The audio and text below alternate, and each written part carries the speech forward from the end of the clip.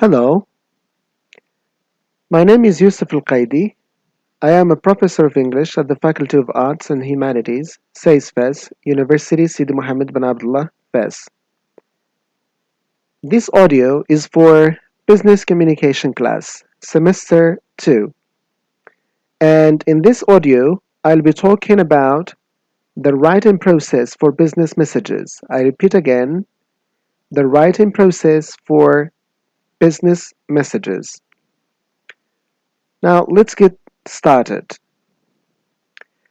The first thing you should recognize about business writing is that it differs from other writing you may have done. In preparing high school or university compositions and term papers, you probably focus on discussing your feelings or displaying your knowledge. Your instructors and teachers wanted to see your thought processes, and they wanted assurance that you had internalized and understood the subject matter. Business writers, however, have different goals and objectives. For business messages and oral presentations, your writing should be, number one, purposeful. You need to have a purpose. You will be writing to solve problems and convey information. You will have a definite purpose to fulfill in each message. Number two, your writing should be persuasive. You want your audience to believe and accept your message. Number three, your writing should be economical. You will try to present ideas clearly but concisely. Length is not rewarded in business writing. Keep it short and simple. As I always say, the longer your sentences and paragraphs are, the more awkward, redundant, and ambiguous they will be. And number four, your writing should be audience oriented. You will concentrate on looking at a problem from the perspective of the audience instead of seeing it from your own perspective. This is the you attitude. And the you attitude is a style of writing in which the receiver or the reader is emphasized instead of the writer of the letter. These distinctions actually make the writer's task easier. You will not be searching your imagination for creative topic ideas. You won't be stretching your ideas to make them appear longer. Writing consultants and business people complain that many university graduates entering the business world have at least an unconscious perception that quantity enhances quality. This is wrong.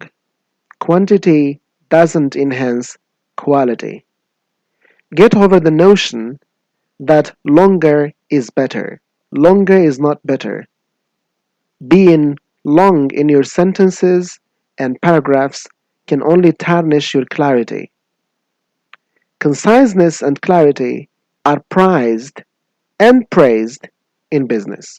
The ability to prepare concise, audience centered, persuasive, and purposeful messages does not come naturally. It doesn't happen overnight. Very few people, especially beginners like you, can sit down and compose a very good letter or report without training. So, training and practice are key factors in determining the quality of what you write. Practice, as I say all the time, makes perfect. The more you practice, the better your writing becomes. However, practice and training are not enough. You need to follow a systematic process. You need also to study model messages, and you need to practice the craft because this can make nearly anyone a successful business writer or speaker. Whether you are preparing an email message, a memo, a letter, or an oral presentation, the process will be easier if you follow a systematic plan. Now, this systematic plan breaks the entire task into 5 phases or 5 stages. The writing process consists of 5 steps, as I said: planning, drafting, revising, formatting, and proofreading.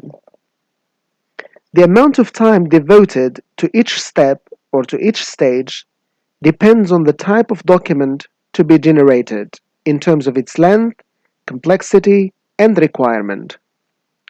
Writers generally adapt the various stages of the writing process to suit their writing style and needs. Now let's start with the first one, planning. This is the first step in the writing process. Planning the message involves the following components. A. Knowing the purpose of the message. Determining the purpose of your message, whether it is an email, a letter, a memo, or whatever business communication document. B. Knowing the audience, analyzing the audience, identifying what kind of audience you are writing to. C. Determining the contents of the message. D. Gathering and collecting information. And finally, E. Organizing the message. Begin the writing process by determining the purpose of the message. That is to say, whether the message is meant to give information, to persuade, request, instruct, etc. Try and determine the purpose as specifically as possible. Knowing the purpose of the message helps the writer in determining what his writing style would be like. The next step of planning the writing is analyzing the audience in terms of who would be reading the message, what your relationship with the audience is, and how the audience is expected to react to the message. The content, organization, and tone of the message depend upon these factors. The tone of the message in terms of the degree of formality of the message is affected by the relative status of the reader and the writer. The content is influenced by knowledge of the audience, their interest, and the demographic characteristics of the audience. Anticipation of the audience reaction also should be taken into account while planning the writing. If the reader reaction is likely to be positive, you can use a direct approach by beginning with important details and coming straight to the actual point in the message. A likely neutral reaction of the audience can be converted into a positive reaction by using the first few lines to catch the reader's attention and convince the reader of the importance of what you as a writer are trying to convey. In case you anticipate a negative reaction, build a rapport with the reader in the introduction of the message.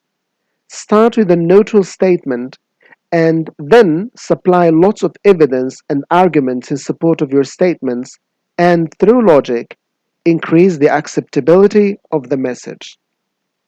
The next step is determining the content, meaning what goes into the message. Based on the purpose and the analysis of the audience, determine what the content of the message should be. Avoid including irrelevant information that wastes the time of the reader. At the same time, do not leave out information which may be vital to the communication. Two common techniques to determine what goes into the content of the message are brainstorming and mind mapping. Brainstorming is a useful strategy in which we can jot down information and ideas, write down possible leads, and anything else you think might be helpful in constructing your message. The aim, of course, is for quantity, not quality at this stage. Don't evaluate your output unless you have run out of ideas. Then begin to refine, delete, combine, and revise your ideas to form the basis for your message. Mind mapping, another possible strategy, it is also called clustering, is a process that avoids the step-by-step limitation of lists. Instead, you write the purpose of your message in the middle of the page and circle it. Then, as you think of possible points to add, write them down and link them by a line either to the main purpose or to another point. As you think of other details, add them where you think they might fit in. The visual outline offers flexibility and encourages free thinking. Once you plan the content, gather all the information that you will need to facilitate your writing. The various sources include reports, past correspondence, journals, newspapers, sales reports, etc. The final step in the planning process is the organization of the message. That is to say, deciding what goes where in the message. Use the direct approach, which involves presenting the major idea first, followed by supporting details for routine and good news messages. For persuasive and bad news messages, and messages in which you anticipate a negative reaction, use the indirect approach. Here, you first prepare the reader to receive the message and then convey the message. The supporting ideas are presented first, followed by the main idea. Now, the second stage in the writing process is drafting. Once we have the information and plan to organize the information, start writing. Compose the first version of the message. In the first draft, do not pay much attention to the style or format of the message. Concentrate more on the content part of the message. Just put your ideas on paper. Remember that it is not possible to have a perfect message in the first draft itself. Leave it for the next stage in the writing process. And the next stage, which is the third stage, is revising. Once the draft is ready, revise the writing. You may need 2 or more revisions to get the writing in the shape you intend it to be. Revise the writing for content, style, and correctness. You can revise the writing based on the principles of effective writing that we discussed in class: clarity, completeness, courtesy, correctness, conciseness, appropriate tone and language, etc. Also, ensure that you have included all the relevant information. The writing should have an impressive style and should be effective. At the same time, it should be accuracy, that is to say, free from grammatical and content errors. The fourth stage in the writing process is formatting. Presentation of the written message in an impressive layout with an appealing appearance is essential. Some documents need to follow a standard format. Like, for example, a business letter needs to follow the regularities of writing a business letter in terms of its format.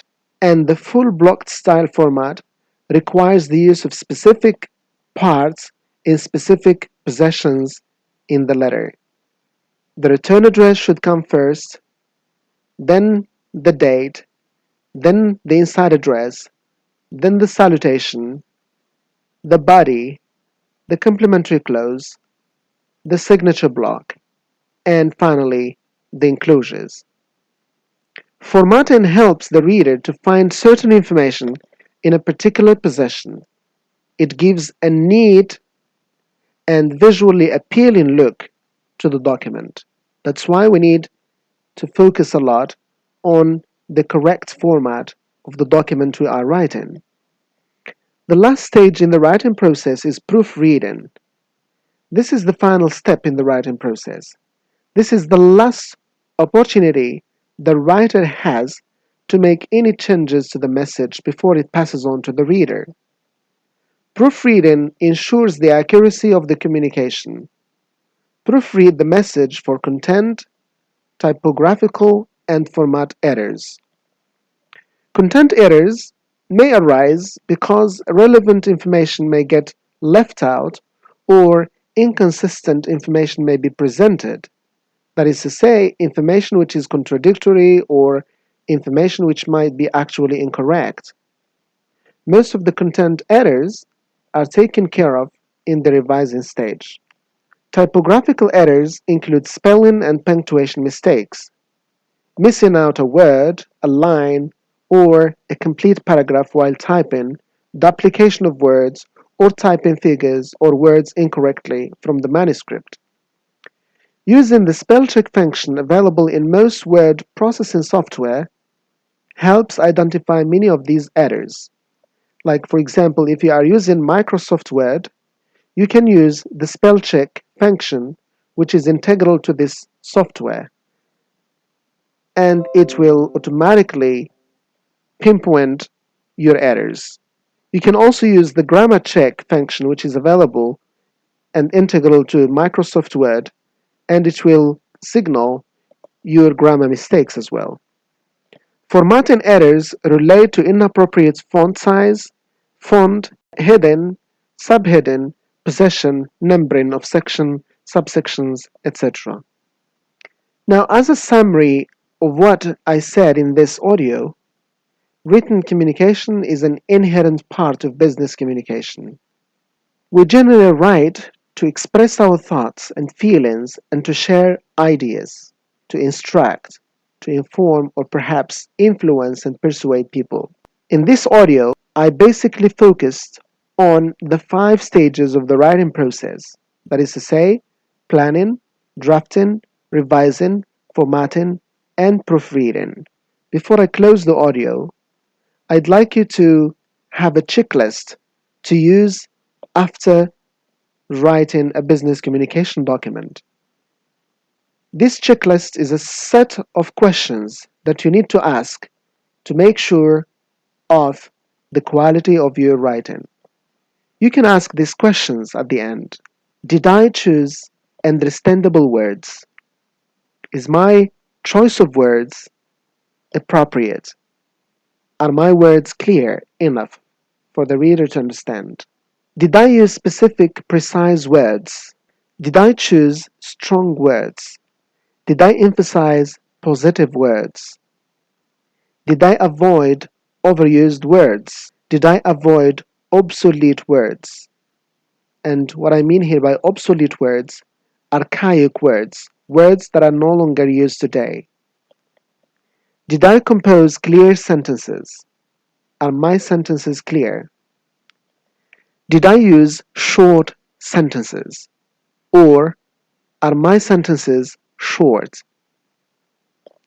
Did I prefer active voice in sentences? Did I give ideas appropriate emphasis in my sentences?